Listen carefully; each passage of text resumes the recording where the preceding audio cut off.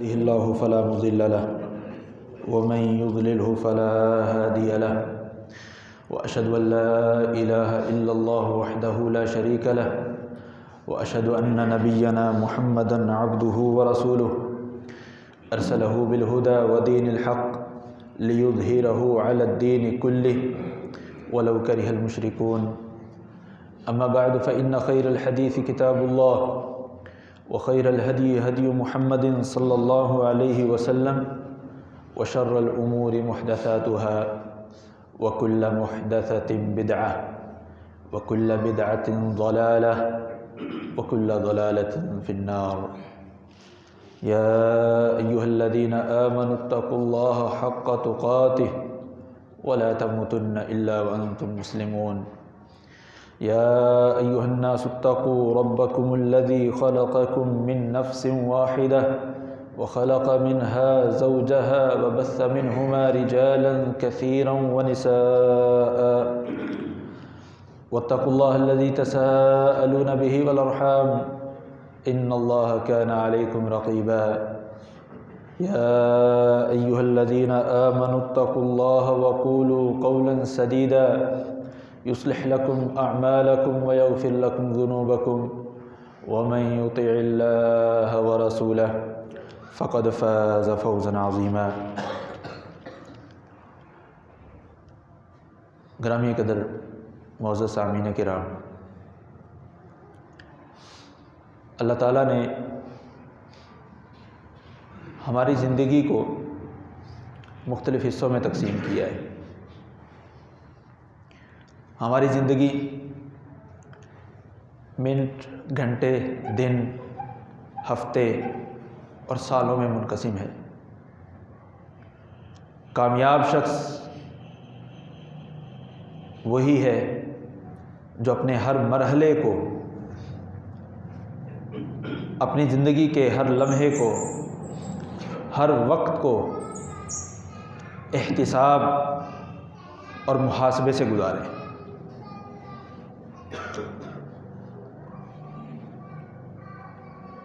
ہمارا آج کا خطبہ جمعہ اس عیسوی سال کا آخری جمعہ ہے۔ چونکہ ہمارے معاشرے میں کیلنڈر کا جو استعمال کیا جاتا ہے وہ اسی عیسوی کیلنڈر کو کیا جاتا ہے، اور اس کے ساتھ بہت سے معاملات منسلک ہوتے ہیں۔ کاروباری حضرات اپنے کاروباری سال کا آغاز اور اختتام اسی کیلنڈر کے اعتبار سے کرتے ہیں، اور پورے سال میں کیا کھویا کیا پایا، سالانہ انوینٹری اور انسپیکشن اور سب اس طرح کی چیزیں انہی مہینوں اور سالوں کے اعتبار سے کرتے ہیں۔ اسی مناسبت سے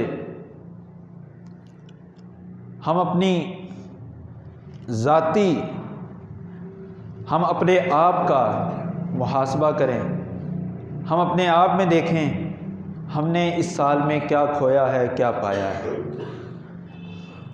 اگر کوئی چیز کھو گئی ہے تو اس کو آئندہ دنوں میں پانے کی کوشش کریں، اور اگر وہ کوئی چیز پا لی ہے تو آئندہ زندگی میں اس کو قائم رکھنے کی کوشش کریں۔ اللہ تبارک و تعالیٰ نے قرآن کریم میں 3 ایسی چیزیں ذکر کی ہیں جن کی وجہ سے انسان کے اندر یہ شوق اور جذبہ پیدا ہوتا ہے کہ میں اپنا احتساب کروں اور اپنے اندر پائی جانے والی کمی کوتاہی دور کر کے اپنے آپ کو نکھار لوں، سنوار لوں۔ سب سے پہلی چیز سورہ رحمان میں اللہ تعالیٰ نے فرمایا وَأَمَّا مَنْ خَافَ مَقَامَ رَبِّهِ جَنَّتَانِ، جو شخص اللہ کا ڈر اور خوف اپنے دل میں بٹھا لے اس کے لیے دوہری جنت ہے۔ قرآن کریم نے یہ خود احتسابی کا جتنا بھی نظام اور سسٹم ہے اسی ایک آیت میں بیان کر دی ہے۔ وَأَمَّا مَنْ خَافَ مَقَامَ رَبِّهِ جَنَّتَ، جو اپنے رب کے سامنے کھڑا ہونے سے ڈر گیا اس کو اللہ تعالیٰ دوہری جنت دے گا۔ ڈر جانے کا مطلب کیا ہے؟ ڈر کر دبک گیا، بہک گیا؟ نہیں، خوف خدا واحد ایک ایسا خوف ہے، اللہ کا خوف اور خشیت واحد ایسا خوف ہے جو انسان کو پیچھے ہٹنے کی بجائے آگے بڑھنے کی تلقین کرتا ہے۔ دنیا داری میں جس چیز سے خوف اور خدشہ ہو، خطرات ہوں، انسان ادھر جاتا نہیں ہے، لیکن اللہ تعالیٰ کا خوف ایسا ہے، اللہ کا ڈر ایسی چیز ہے کہ جس قدر اللہ کا ڈر دل میں ہوگا انسان اللہ کے مزید قریب ہونے کی کوشش کرے گا۔ یہ خوف اللہ تعالیٰ نے صرف اپنی ذات کے لیے بنایا ہے، تبھی فرمایا کہ جو اپنے رب کے سامنے کھڑا ہونے سے ڈر گیا اس کے لیے دوہری جنت۔ دوہری جنت بغیر عمل کے ملے گی؟ دوہری جنت ہم جیسے مرضی عمل کرتے رہیں مل جائے گی؟ دوہری جنت ہم اپنا محاسبہ نہ کریں، اپنے اندر پائی جانے والی کمی کوتاہیوں کو طرف دیکھیں ہی نہ، اللہ تعالیٰ میں دوہری جنت عطا کر دے گا؟ نہیں۔ در حقیقت اللہ تبارک و تعالیٰ نے جہاں خوف خدا کا جو ذکر کیا، اللہ کے خوف کا جو ذکر کیا ہے، وہ احتساب کی دعوت ہے کہ ہم اپنا محاسبہ کریں۔ اس کے پیدا ہونے کا یا اللہ تبارک و تعالیٰ کے سامنے کھڑا ہونے کا جو خوف ہے، یہ جس وقت ہمارے دلوں میں پیدا ہوگا فوری ہم اپنا محاسبہ کریں گے۔ ڈر تبھی پیدا ہوگا نا جب انسان کے اعمال اچھے بھی ہوں اور برے بھی ہوں۔ برے اعمال کی وجہ سے انسان کو اللہ کا ڈر اور خوف، اور نیک اعمال کی وجہ سے انسان کو اللہ تعالیٰ سے رغبت اور محبت ملتی ہے۔ دوسری چیز جو اللہ تعالیٰ نے قرآن کریم میں ذکر کی ہے سورہ اعراف میں، ان الذین اتقوا اذا مسهم طائف من الشیطان تذکروا فاذا هم مبصرون، جس وجہ سے انسان کے اندر محاسبہ اور احتساب پیدا ہوتا ہے، یہ سورہ اعراف میں اللہ تعالیٰ نے ذکر کیا۔ ان الذین اتقوا اذا مسهم طائف من الشیطان تذکروا، جو متقی حضرات ہیں، جو اللہ کا ڈر اور خوف اپنے دلوں میں رکھنے والے ہیں، اذا مسهم طائف من الشیطان، جب انہیں شیطان کی طرف سے کسی قسم کا غلط خیال پہنچتا ہے، تذکروا، وہ اللہ تعالیٰ کو یاد کرتے ہیں۔ مفسرین نے یہاں تذکروا کے 3 معنی ذکر کیے ہیں۔ ایک معنی یہ ہے کہ اللہ کے عذاب کو یاد کرتے ہیں، دوسرا یہ کہ اللہ تبارک و تعالیٰ کی ہدایات اور تعلیمات کو یاد کرتے ہیں، اور تیسرا یہ کہ وہ اپنے دشمن شیطان کو پہچان لیتے ہیں، لہٰذا دشمن کی بتلائی ہوئی باتوں اور دشمن کی طرف سے ڈالے گئے خیالات کی طرف توجہ نہیں کرتے۔ جب یہ 3 چیزیں پیدا ہوتی ہیں، اللہ کی وعید،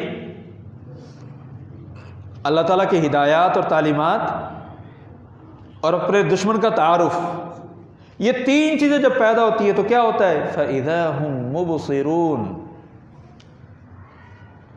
ترجمہ کرنے والے کرتے ہیں پس وہ دیکھ رہے ہوتے ہیں، دیکھنے والے بن جاتے ہیں، نہیں، فَإِذَا هُم مُبْصِرُونَ، وہ صاحب بصیرت بن جاتے ہیں،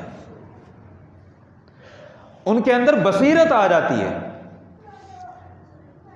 کہ اللہ تعالیٰ نے اس غلط کام کرنے پر جو وعید دی ہے، جو گناہ اور سزا رکھا ہے، اللہ تعالیٰ نے اس غلط کام کے متعلق جو ہدایات اور تعلیمات دی ہیں، یہ غلط کام کی طرف جو ذہنی خیالات اور توجہ جا رہی ہے، یہ شیطان کی طرف سے ہے۔ ان تینوں چیزوں کو جب انسان اپنے ذہنوں میں اجاگر کرتا ہے فَإِذَا هُمْ مُبْصِرُونَ، تو وہ صاحب بصیرت بن جاتے ہیں۔ اور اس سے بڑی بصیرت کوئی نہیں کہ انسان اپنی زندگی میں ایسا کام کرے جس کا یہاں بھی فائدہ ہو اور وہاں بھی فائدہ ہو۔ دوسری چیز تذکروا، تذکیر میں، اور اس تذکیر میں تین چیزیں۔ کوئی بھی کام ہے، دیکھیے کہ اس کام کے کرنے پر اللہ نے جزا رکھی ہے، سزا رکھی ہے۔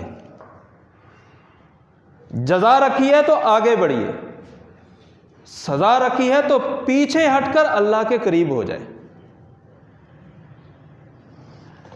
اللہ تعالیٰ نے اس کام کے متعلق ہدایات اور تعلیمات کیا دی ہیں؟ ان ہدایات اور تعلیمات کی روشنی میں اپنے اس کام کو ڈھال لیجئے۔ بسا اوقات ایک ہی کام کے دو مختلف پہلو ہو سکتے ہیں، ایک ہی کام کے دو مختلف پہلو۔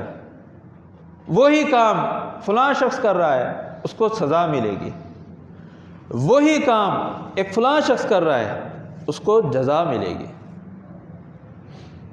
کس وجہ سے؟ کہ اس کام کو کرنے کی نیت کیا ہے۔ ایک آدمی راستے میں یا کسی بھی جگہ پر لگا ہوا درخت کاٹ رہا ہے، کاٹنے کی نیت کیا ہے؟ پودا لگا ہوا ہے، اس کو اکھاڑ رہا ہے، اس کی نیت کیا ہے؟ ایک پودا ایسا ہے وہ نہ خود جیتا ہے نہ دوسروں کو جینے دیتا ہے۔ اس پودے کو اگر کوئی شخص اکھاڑ رہا ہے تو وہ اچھا کام کر رہا ہے۔ ایک پودا ایسا ہے جو دوسروں کے لیے مفید ہے، اگر کوئی شخص اس کو اکھاڑ رہا ہے، اس کو ختم کر رہا ہے تو وہ غلط کر رہا ہے۔ کام ایک ہی ہے، دونوں شخص درخت ہی کاٹ رہے ہیں، لیکن نیت کے مختلف ہونے کی وجہ سے ایک کو جزا ملے گی، دوسرے کو سزا ملے گی۔ شیطان کی طرف سے انسان کے دل و دماغ کے اندر ہر وقت کچھ نہ کچھ خیالات چلتے ہی رہتے ہیں، اور یہ صرف بیداری میں نہیں، سوتے ہوئے بھی ہوتا ہے۔ انسان کا دماغ ایک ایسی اللہ تعالیٰ کی مخلوق ہے کہ یہ ہر وقت کام کرتا ہے۔ جب تک یہ سانس لے رہا ہے، جب تک اس کی سانس چل رہی ہے، یہ کسی نہ کسی ورکنگ میں ضرور ہوتا ہے۔ حتیٰ کہ jب آپ سو رہے ہیں، جب میں سو رہا ہوتا ہوں، تب بھی ہمارا دماغ کام کر رہا ہوتا ہے، اور کبھی یہ نہیں کہتا کہ میں تھک گیا ہوں۔ دوسری چیز انسان کی زبان ہے، سارا دن بولتے رہیں، کبھی کسی کو اس کی زبان یہ نہیں کہے گی کہ میں آج تھک گئی ہوں۔ سارا دن چلیں تو شام کو ٹانگیں تھکے ہوتی ہیں، سارا دن کام کریں ہاتھ تھک جاتے ہیں، جسم تھک جاتا ہے۔ سارا دن بولتے رہیں، زبان نہیں تھکے گی۔ گلا تھک سکتا ہے، گلا بیٹھ سکتا ہے، لیکن زبان نہیں، یہ نہیں تھکے گی۔ محاسبہ نفس کی یہی دو بنیادی چیزیں ہیں۔ ہم اپنا احتساب کرنا چاہتے ہیں، ہم اپنے آپ کو پرکھنا چاہتے ہیں کہ ہم کس ڈگر پر چل رہے ہیں، کہاں جا رہے ہیں۔ انہی دو چیزوں کا ہم محاسبہ کر لیں، ہم کامیاب ہیں۔ اور اللہ تعالیٰ نے جو تیسری چیز ذکر کی ہے قرآن کریم میں، وہی اسی دماغ سے متعلق ہے۔ لا اقسم بالنفس اللوامہ، یہ نفس لوامہ کیا ہے؟ ملامت کرنے والا۔ یہ در حقیقت انسان کا دماغ ہے۔ انسان کی وہ جگہ ہے، چاہے وہ دل ہو چاہے دماغ ہو، جہاں پر انسان کو خیالات آتے ہیں، چاہے وہ خیالات دل میں آئیں چاہے وہ خیالات دماغ میں آئیں، کہیں بھی ہوں، جہاں پر خیالات آتے ہیں وہ در حقیقت نفس لوامہ ہے۔ نفس لوامہ کیا ہے؟ جب بھی انسان سے غلطی ہو، کوتاہی ہو، غلط کام ہو، برا کام ہو، انسان کا ضمیر انسان کو جھنجھوڑتا ہے، یہ تو نے کیا غلط کام کیا ہے، یہ تم کیا کر بیٹھے ہو۔ یہ جو کیفیت ہے یہ نفس لوامہ کی ہے۔ انسان اپنے اندر یہ تین چیزیں پیدا کر لے، وَأَمَّا مَنْ خَافَ مَقَامَ رَبِّهِ جَنَّتَانِ، اللہ کا خوف، دوسری چیز إِنَّ الَّذِينَ اتَّقَوْا إِذَا مَسَّهُمْ طَائِفٌ مِّنَ الشَّيْطَانِ تَذَكَّرُوا فَإِذَا هُمْ مُبْصِرُونَ، اللہ تعالیٰ کی یاد، وہ چاہے وعد و وعید کی شکل میں ہو، ہدایات اور تعلیمات کی شکل میں ہو، یا اپنے حقیقی دشمن کی پہچان کی شکل میں ہو۔ اور تیسری چیز نفس لوامہ، کہ اپنے آپ کا دل و دماغ کسی بھی غلطی کے سرزد ہونے پر آپ کو ملامت کرے۔ رسول اللہ صلی اللہ علیہ وسلم نے اس چیز کو بڑے پیارے پیرائے میں ذکر کیا، لا یزنی الزانی حین یزنی وہو مؤمن، لا یسرق السارق حین یسرق وہو مؤمن، جب کوئی زانی زنا کرتا ہے اس کیفیت میں وہ مومن نہیں ہوتا۔ کوئی بھی چوری کرنے والا چور جس وقت چوری کر رہا ہوتا ہے وہ مومن نہیں ہوتا، کیوں؟ اس وقت لفظ لوامہ اس کے اندر ہے ہی نہیں، اور جیسے ہی اس غلط کاری سے وہ دور ہٹتا ہے فوری طور پر اس کے دل میں خیالات آتے ہیں، یہ غلط کام کیا کیا تو نے،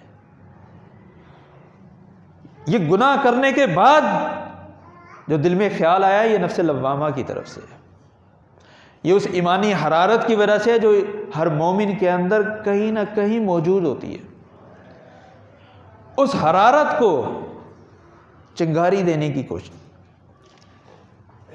کس طرح سے وہ کیفیت ہمارے اندر ہر وقت قائم دائم رہے۔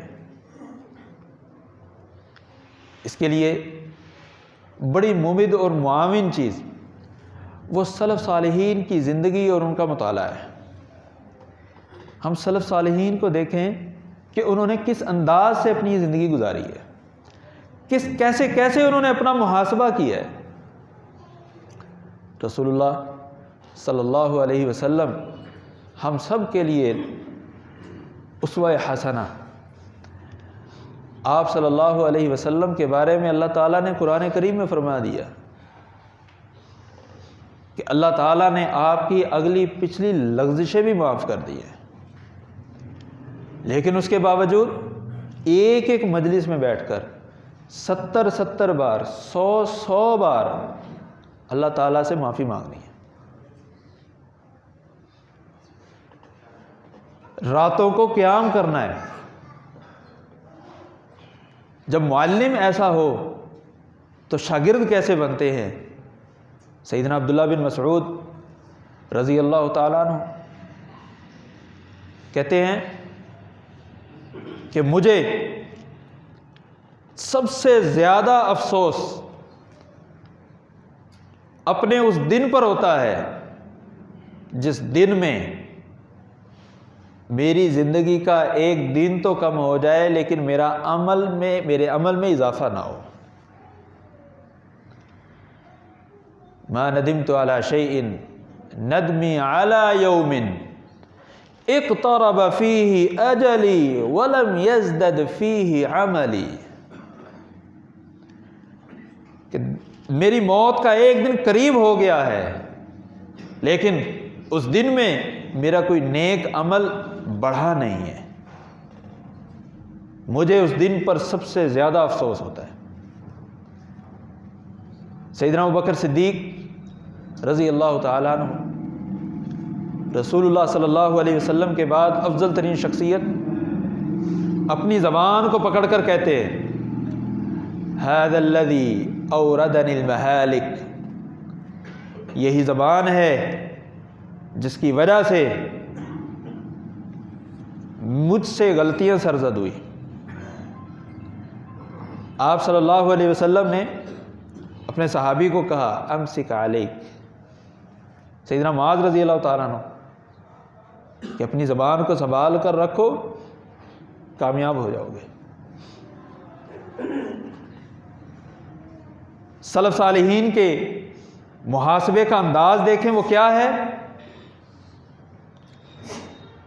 اپنے وقت کو قیمتی بنانے کے لیے کتنی کوشش ہے۔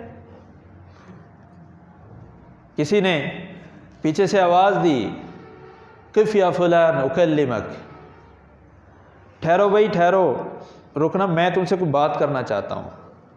آگے سے جواب دیا تم گھڑی کو روک لو میں رک جاتا ہوں، تم گھڑی کو روک لو میں رک جاتا ہوں۔ کیا مطلب؟ میں تمہارے انتظار میں جو وقت گزاروں گا، کھڑا رہوں گا، وہ ضائع ہوگا، تمہیں ضرورت ہے جلدی پہنچو۔ اپنے وقت کو قیمتی بنانے کے لیے سلف صالحین نے جو عملی پہلو اختیار کیے، ایسا لگتا ہے بسا اوقات کہ شاید ہم کسی تصوراتی اور خیالاتی دنیا میں ہیں، کہ ایک ایک مجلس میں بیٹھ کر اتنا اللہ تعالیٰ کا ذکر اور اتنی اللہ تعالیٰ کی یاد، اور صرف اتنا ہی نہیں بلکہ اگر کسی نیکی میں تھوڑی سی کمی آ گئی ہے اس پر بھی اپنا کڑا احتساب۔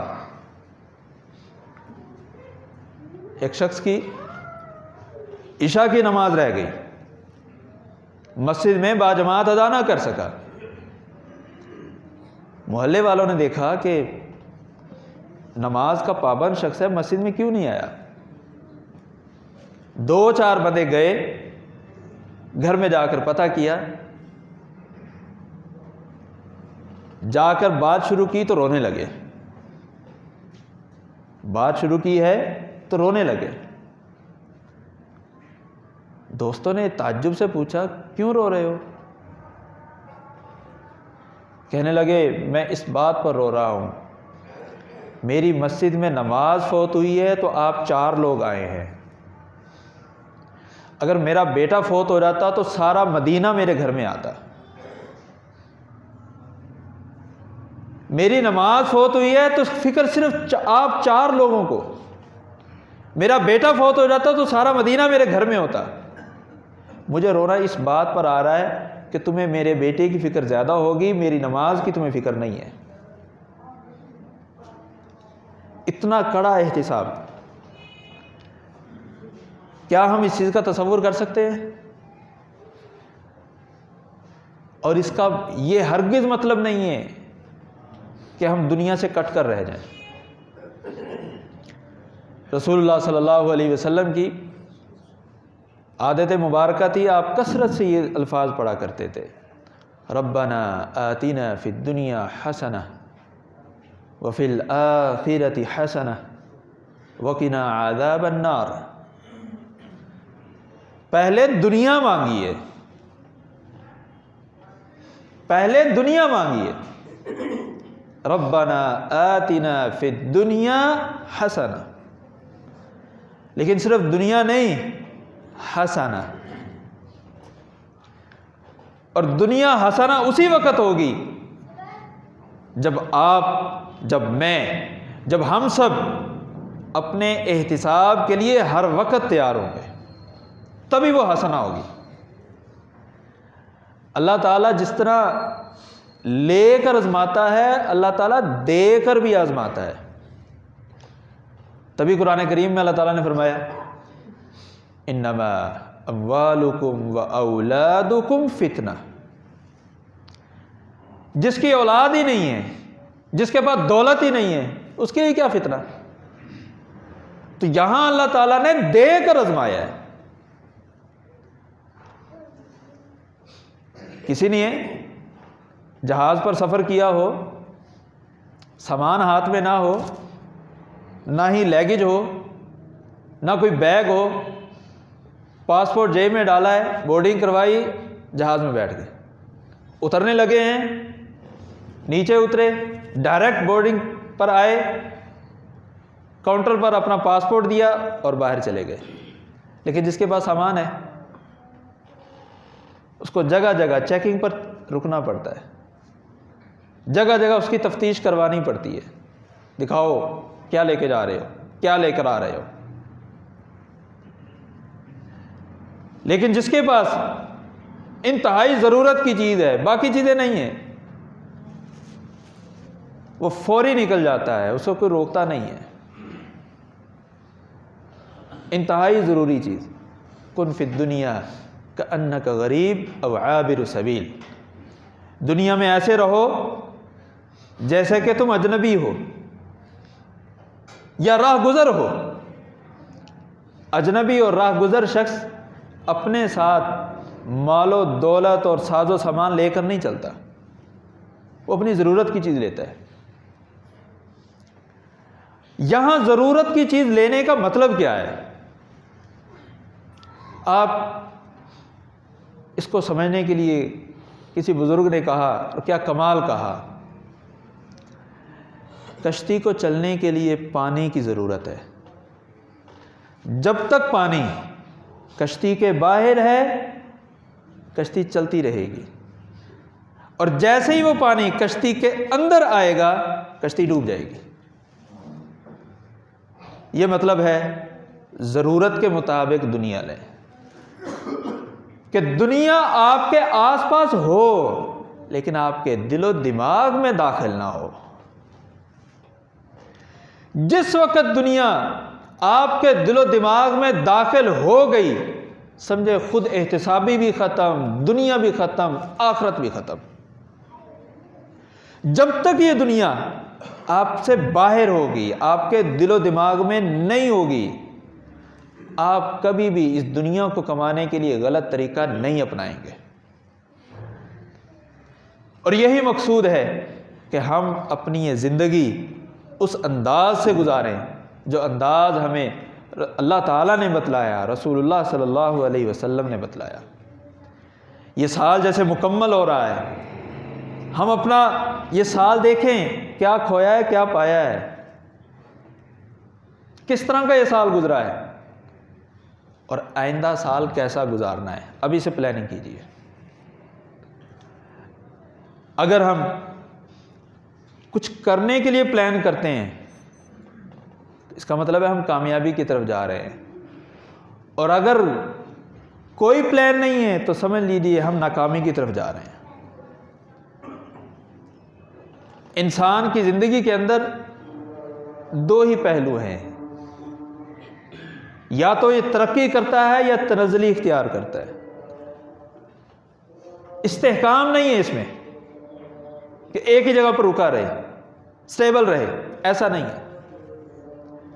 یا تو ہم اللہ کے قریب ہوتے ہیں یا اللہ سے دور ہوتے ہیں۔ اختیار ہمارے پاس ہے، ہم نے اللہ کے قریب ہونا ہے یا اللہ سے دور ہونا ہے۔ وآخر دعوانا ان الحمد للہ رب العالمین۔